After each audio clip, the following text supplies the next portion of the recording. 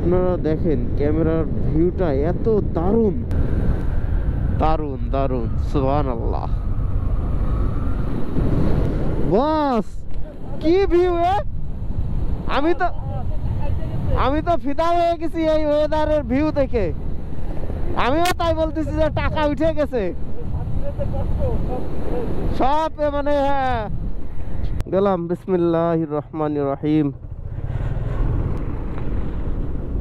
আমরা মনিহার চলে আসছি। এখান থেকে আমাদের আর এক ভাই আছে যে আমাদের সাথে জয়েন্ট হবে, আর পিছনে আমাদের বাহিনী।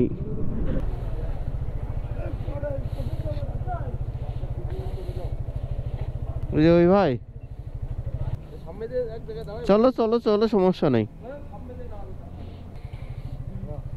নড়াইল যে দাঁড়ায়, একবারে নড়াইল যে দাঁড়ায়, ওইখানে যা কথাবার্তা বলার আলোচনা করার ওইখান থেকে করি।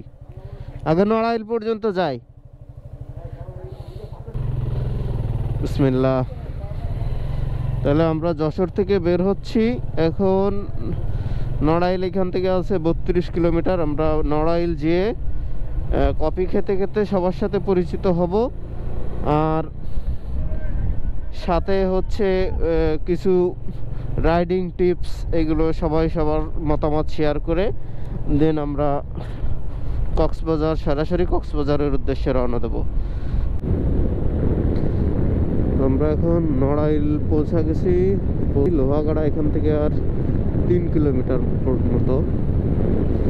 নড়াইল তো আরো আগে পৌঁছাইছি, কিন্তু বিষয় হচ্ছে যে আমার এই ওয়েদারে আমার একটা কথা মনে পড়তেছে। সেটা হচ্ছে যে আমার মামাতো ভাই শিশিরের কথা খুব মনে পড়তেছে। ও হচ্ছে আমাকে মাঝে মাঝে বলতো যে ভাই, আমার খুব স্বপ্ন যে বাইক রাইড করতে করতে এরকম ভোর হয়ে যাবে। তো আজকে ওর কথা খুব মনে পড়তেছে।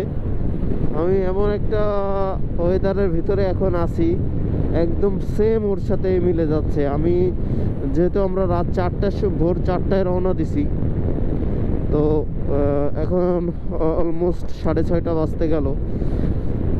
সেই তখন থেকে বাইক রাইড করতেছি, আর এখনকার যে ওয়েদার, সুবহানাল্লাহ।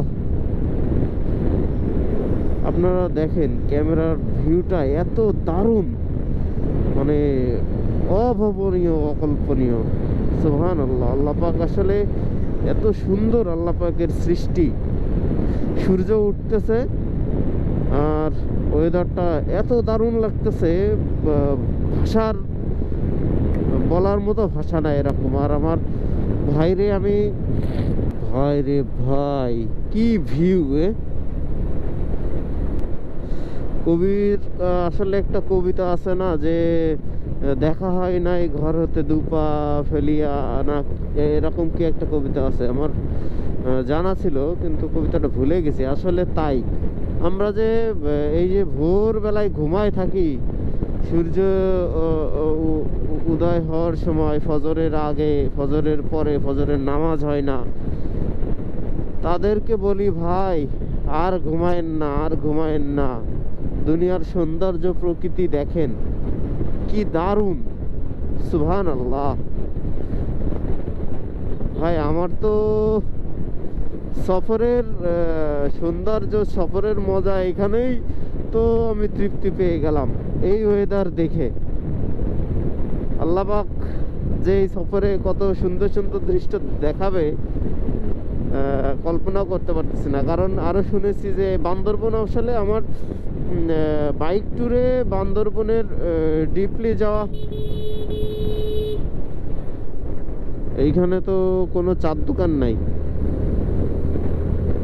কালনা সেতু, আমরা কালনা সেতুতে চলে আসছি। আর আসলে বাইক নিয়ে বান্দরবনের ডিপলি যাওয়ার অভিজ্ঞতা আমার নাই। আমরা গতবার গেছিলাম, তো রোমেল ঝড়ের কারণে আমরা হচ্ছে যাইতে পারিনি। এবার ইনশাল্লাহ যাব।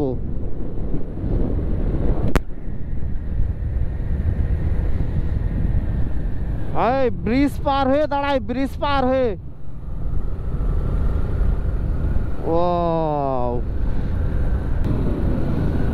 এই ওয়েদারটা আসলেই আসলেই মানে ভাষায় প্রকাশ করতে পারতেছি না, আমার এত ভালো লাগতেছে।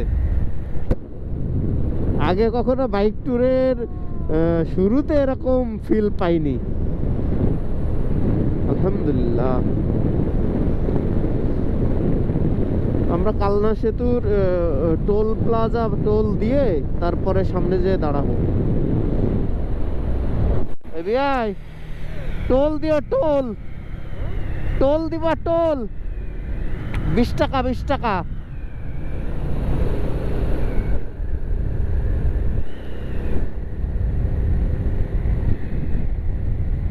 চল্লিশ টাকা দাও একবারে, একবারে 40 দাও, 40। আমাদের 4টে বাইকের জন্য 40।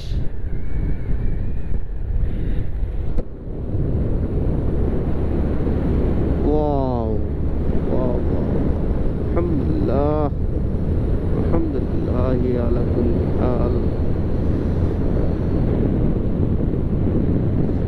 আমার শিশির নিয়ে আসলে ও যে কি খুশি হইতো রে ভাই, তুই আসলে খুব খুশি হতিস ভাই এই ওয়েদার দেখে।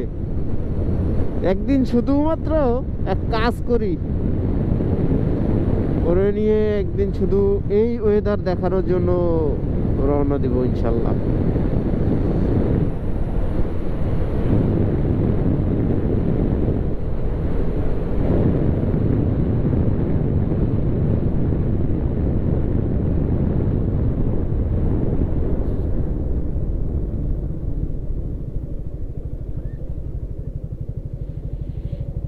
কত করে ভাইয়া? 4টা। যাও যাও, পাস হয়ে যাও। হ্যাঁ হ্যাঁ, পরে পরে পরে হিসাব করতেছি। 4টা বাইক আমাদের। হ্যাঁ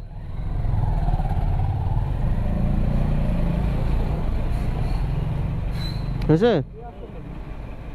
হ্যাঁ ভাইয়া, হ্যাঁ কোথা থেকে আছে?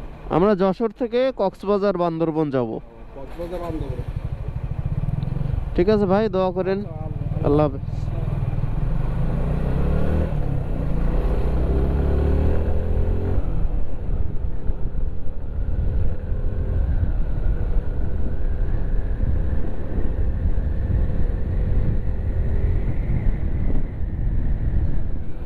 ওয়াও, মানে কি বলবো, এ কি ভিউ!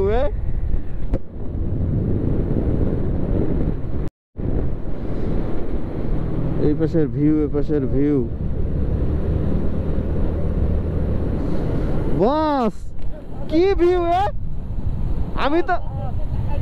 আমি তো ফিদা হয়ে গেছি এই ওয়েদারের ভিউ দেখে। আমিও তাই বলতেছি যে টাকা উঠে গেছে সব। মানে হ্যাঁ, সকালে মানুষ কেন ওঠে না বুঝতে পারিস? এই ওয়েদার না দেখে মানুষ ঘুমায় কি করে?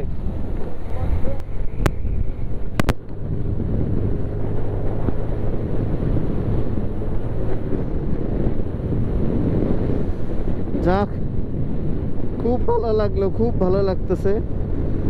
আমাদের রাইডাররা সামনে আছে 4 জন, আমরা 4টা বাইক নিয়ে মোট 8 জন যাচ্ছি বান্দরবন এর উদ্দেশ্যে, কক্সবাজার বান্দরবন। এখানে আছে আমাদের কামাল ফুয়াদ, এটা আমাদের ছোট ভাই, আর হচ্ছে ডাক্তার ইমরান। আর সামনে আছে আমার বরাবরের কাছের ট্যুর পার্টনার আমার ভাগ্নে শহীদুল আর ভাইপো রাহুল। আমরা এইখানে একটা টি ব্রেক দিব,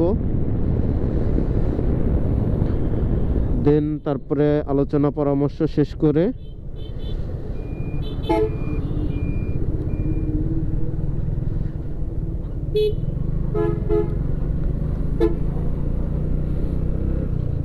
তারপরে আবার রওনা দিব।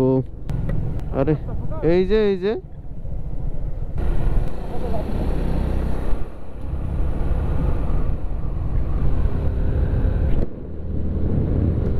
কোনো চায়ের দোকান খোলা পাচ্ছি না। সামনে যে দেখি আগায় যাইতে হবে, কিছু করার নাই।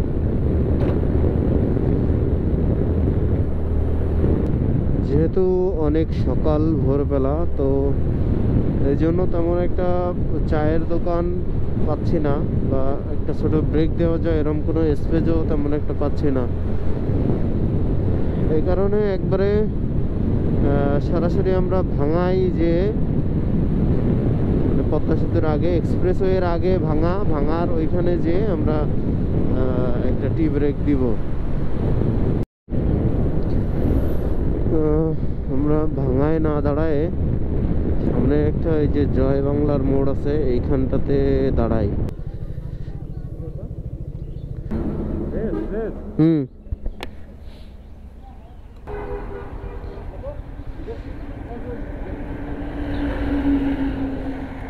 কি আছে? না না না, সবার একটা ব্যাপার আছে না, সবাই তো সবার বডি কন্ডিশন একরকম না তো।